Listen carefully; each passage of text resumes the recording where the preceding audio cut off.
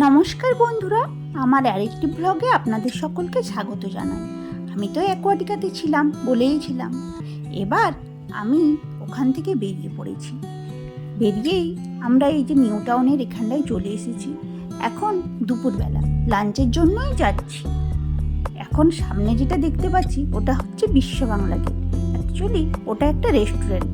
এত উঁচুতে এই রেস্টুরেন্টটাতে বসে চারিদিকের পরিবেশ দেখতে দেখতে খাওয়া দাওয়ার খেতে বেশ ভালো লাগে।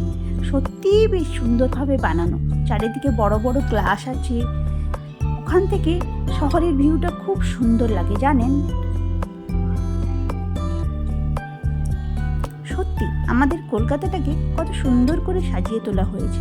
অ্যাকচুয়ালি নিউ টাউন রাজারহাটের এই পাশটাতে গেলে আমাদের শহরটাকে এত সুন্দর লাগে বলে বোঝাতে পারবো না।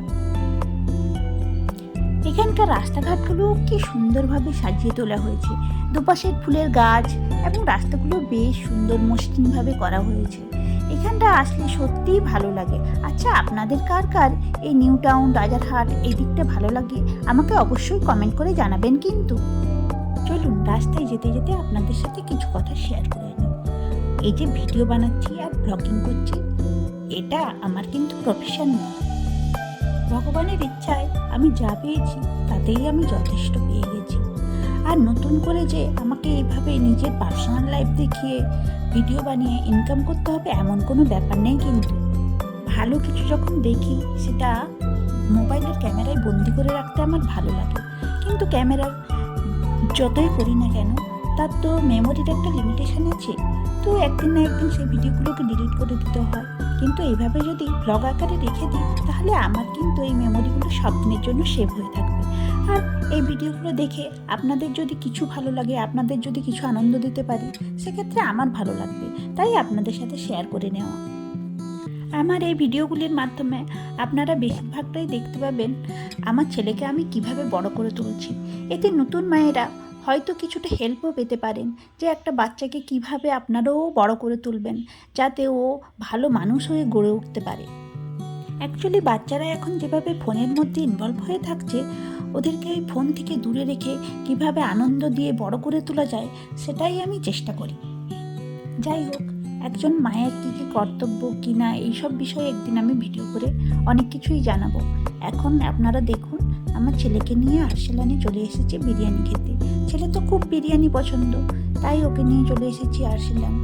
আর কলকাতার এই আরসালান, আমিনিয়া এইসব জায়গায় বিরিয়ানি খেতে সত্যিই আমার খুব ভালো লাগে। আর যা প্রাইস নেয় তাতে মোটামুটিভাবে আমার তো মনে হয় ওই প্রাইসে যে কোয়ান্টিটি দেওয়া হয় বা যে কোয়ালিটি দেওয়া হয় ঠিকই আছে, তাই না বলুন?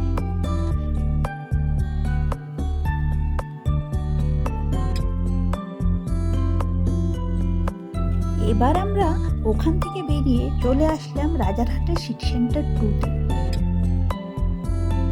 অ্যাকচুয়ালি আমারও কিছু শপিং করার আছে, ছেলের জন্যও কিছু শপিং করতে হবে। সামনেই তো পয়লা বৈশাখ, শপিং তো করতেই হবে। তো এখানে এসে আমরা শপিংটা এবারে সেরে নেবো ভাবছি। আর ছেলেরও কিছু আরও বায়না আছে, আবদার আছে, সেগুলোও মেটাতে হবে। এখন আইসক্রিম পার্লারে চলে যাচ্ছি আইসক্রিম খাবো বলে। আমার ছেলে তো নিয়ে নিল স্ট্রবেরি ফ্লেভার, কিন্তু এই স্ট্রবেরি ফ্লেভারে এত বড় আইসক্রিমটা খাওয়া কি চারটিখানি ব্যাপার বলুন? আমার তো খেতে একটুও ভালো লাগলো না। ওকে দেখলাম দিব্যিও কিন্তু ওই আইসক্রিমটাই খেয়ে নিল। আর আমি নিয়েছিলাম কেশর পেস্তা, ও আমার কাছ থেকেও একটু ভাগ বসিয়ে খেলো আর বললো, মাম্মা তোমার আইসক্রিমটা কিন্তু আমার থেকে বেটার, নেক্সট টাইম আমি যখন খাবো কেশর পেস্তাই খাবো।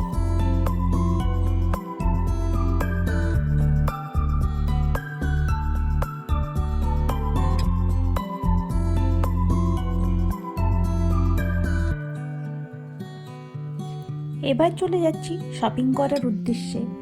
ওই তো বললাম সবার জন্যই কিছু না কিছু শপিং করতে হবে। আর আমরা কিছু পার্টিকুলার ব্র্যান্ড আছে সেখান থেকেই মেনলি শপিংটা করি। তো এখন চলে যাচ্ছি ইউনাইটেড কালার অফ বেন্টন। ওখানের জিনিসপত্রগুলো আমার সত্যিই খুব ভালো লাগে। বেশিরভাগ সময় আমরা ওখান থেকেই শপিংটা করি। শপিং টপিং করার পরে এবার চলে এসেছি ম্যাকডোনাল্ডসে। ম্যাকডোনাল্ডসের সামনে বসে আমার ছেলে তো এবার পোজ দিতে শুরু করেছে। ওর নাকি ম্যাকডোনাল্ডসটা খুবই প্রিয়। আমার যদিও খুব যে ভালো লাগে তা নয়, তবু টুকটাক খাই স্নেক জাতীয়, কিন্তু ওর খুবই প্রিয়। আর ও এখন এই বাইরে বসেই ওই ব্যক্তিটার মতো করে পোজ দেওয়ার চেষ্টা করছে। কি মজার ব্যাপার, তাই না? আর এবার তো খাওয়া দাওয়া শুরু করেছে। অ্যাকচুয়ালি বিরিয়ানি খাওয়ার পরে আমার পেটে তো কোনো জায়গাই নেই, আমি তো কিছুই খেতে পাচ্ছি না। ও কিন্তু দিব্যি খাচ্ছে। এবার আমরা ওখান থেকে বেরিয়ে চলে এসেছি। এখান থেকে যাওয়ার সময় এই ফ্লাইটটাকে দেখলাম, ফ্লাইটটা নামছে। এখানে এই গোধূলি বেড়ায় সূর্যাস্তের সামনে দিয়ে এই ফ্লাইটে চলে যাওয়াটা দেখতে ভারী সুন্দর লাগছিল। তাই আমরা একটু দাঁড়িয়েই পড়লাম কয়েকটা দেখবো বলে। আর এই যে পাখিগুলোর ঘরে ফেরার সময় হয়ে গেছে, পাখিগুলো যেমন উড়ে চলেছে আর এই প্লেনগুলোও কি সুন্দরভাবে উড়ে যাচ্ছে। এই সূর্যাস্তের রঙিন আভার ভিতর দিয়ে প্লেনে চলে যাওয়াটা দেখতে এত ভালো লাগছিল, আমি ওটাকেও ক্যাপচার করে নিলাম।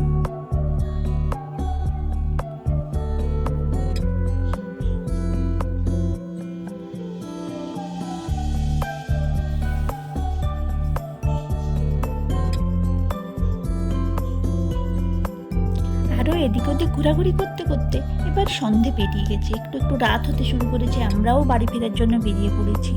এই রাস্তায় যখন লাইট জ্বলে ওঠে এনএইচের উপর দিয়ে লং ড্রাইভে যেতে সত্যিই ভীষণ ভালো লাগে, কি দারুণ লাগে, তাই না? আমরা তো বাড়ি ফেরার জন্য চললাম। আর আপনারা আমার ব্লগটা যদি ভালো লাগে অবশ্যই আমার পেজটাকে ফলো করে দেবেন।